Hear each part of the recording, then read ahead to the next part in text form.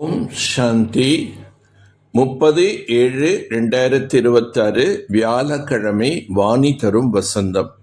இனிமையான குழந்தைகளே, தந்தையை போன்ற அகங்காரமற்றவர் மற்றும் எந்த பலனையும் எதிர்பாராமல் சேவை செய்பவர் வேறு யாரும் கிடையாது. முழு உலக ராஜ்யத்தையும் குழந்தைகளிடம் கொடுத்துவிட்டு சுயம் வானப்பிரஸ்த நிலையில் அமர்ந்து விடுகிறார். நீங்கள் துக்கம் நீக்கி சுகம் கொடுப்பவரின் குழந்தைகள். நீங்கள் ஒருபொழுதும் யாருக்கும் துக்கம் கொடுக்க கூடாது. சுகம் கொடுக்கும் வள்ளலை நீங்கள் நினைவு செய்யுங்கள், அவரை பின்பற்றுங்கள். அப்போது நீங்கள் அரை கல்பத்திற்கு சுகதாமத்திற்கு சென்று விடுவீர்கள் என்று அனைவருக்கும் கூறுங்கள். இந்த செய்தியை அனைவருக்கும் கூற வேண்டும்.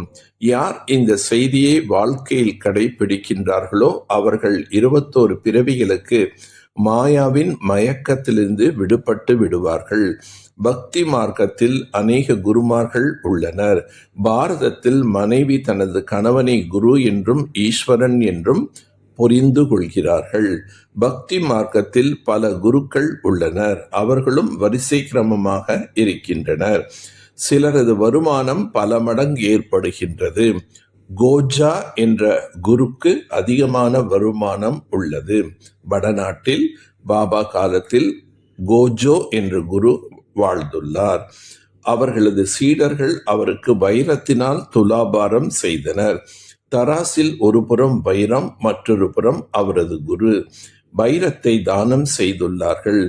இன்றைய நாட்களில் பலருக்கு எடைக்கு எடை தங்கத்தினால் தானம் கொடுக்கின்றனர். மற்றொன்று பிளாட்டினம் அல்லது தங்கத்தை விட விலை உயர்ந்ததா ஆகும்.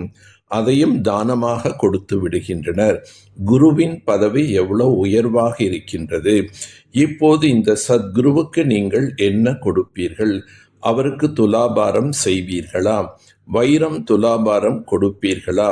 அவர் சுயம் சுமையற்றவராக, அதாவது இலகுவாக இருக்கின்றார். சிவன் இருப்பதே ஒரு சிறிய புள்ளி. அவருக்கு நீங்கள் என்ன துலாபாரம் செய்ய முடியும்? உங்களது இந்த குரு எவ்வளவு அதிசயமானவர்! அனைவரை விட லேசானவர், முற்றிலும் சூட்சமமானவர். இவர் எல்லையற்ற தந்தை ஆவார். இவர் போன்று பலனை எதிர்பாராமல் யாரும் சேவை செய்ய முடியாது.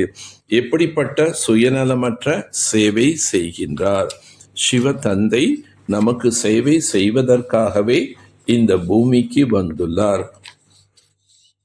தன்னைத்தானே கீழ்ப்படிந்த சேவாதாரி என்று கூறுகின்றார். சத்தியுகத்தில் துக்கம் கொடுக்கும் எந்த பொருளும் இருக்காது. நீங்கள் சுகம் மட்டும் கொடுக்க வேண்டும் என்று தந்தை கூறுகின்றார். பாபா உங்களுக்கு அரை கல்பத்திற்கு அங்கே துக்கம் என்ற பெயரே இல்லாத அளவுக்கு சுகம் கொடுக்கின்றார். தந்தையிடமிருந்து 21 பிறவிகளுக்கான ஆஸ்தியை அடைவதற்காக நாம் இங்கு வந்திருக்கின்றோம்.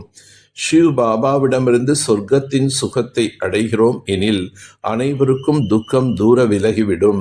விழிப்படைவதற்கான சஞ்சீவினி மூலிகையை பாபா நமக்கு கொடுக்கின்றார். பிறகு 21 பிறவிகளுக்கு ஒரு பொழுதும் மாயாவின் மயக்கம் என்பதே ஏற்படாது. அந்த சஞ்சீவினி மூலிகை தான் மன்மனபவ. எந்த சரீரத்தில் வருகிறாரோ அவரும் சாதாரணமானவர். செல்ல குழந்தைகள் தான் உங்களது கீழ்ப்படிந்த தந்தை என்று செல்ல குழந்தைகளிடம் கூறுகின்றார். இப்போது சத்கதிக்காக சிரேஷ்டத்திலும் சிரேஷ்டமாக ஆகுவதற்காக குழந்தைகளாகிய உங்களுக்கு ஸ்ரீமத் என்பது கிடைக்கின்றது. நாம் சிரேஷ்டமாக ஆகிக் கொண்டிருக்கின்றோம் என்ற விஷயத்தை நீங்கள் மட்டும் அறிவீர்கள். உலகத்தினர் முற்றிலுமே அறியாமல் இருக்கின்றனர். தந்தை வருகின்ற போது முழு பழைய உலகம் விநாசம் ஆகிவிடும்.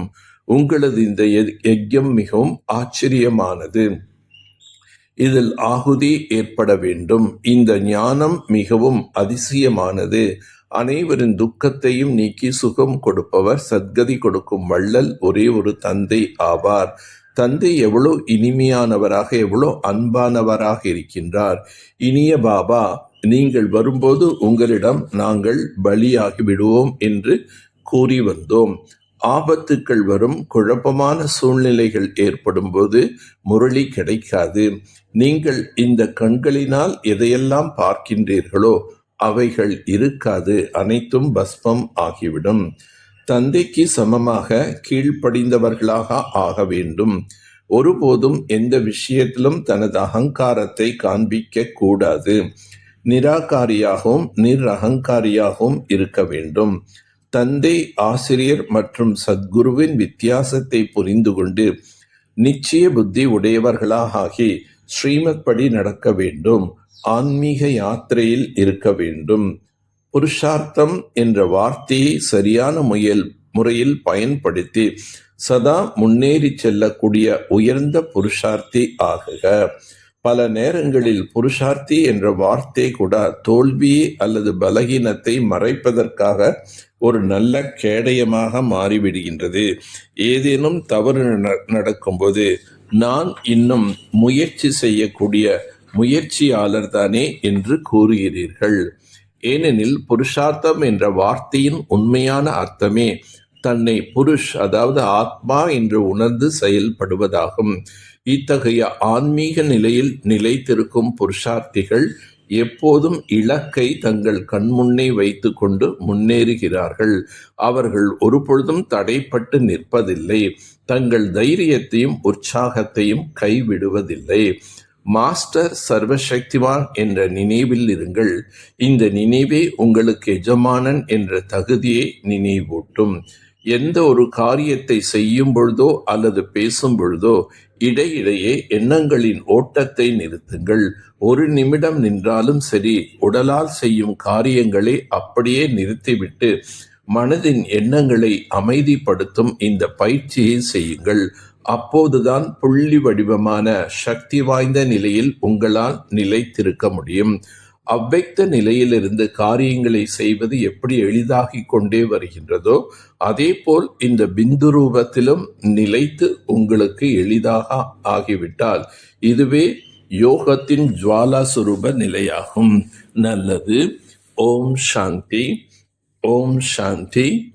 ஓம் சாந்தி.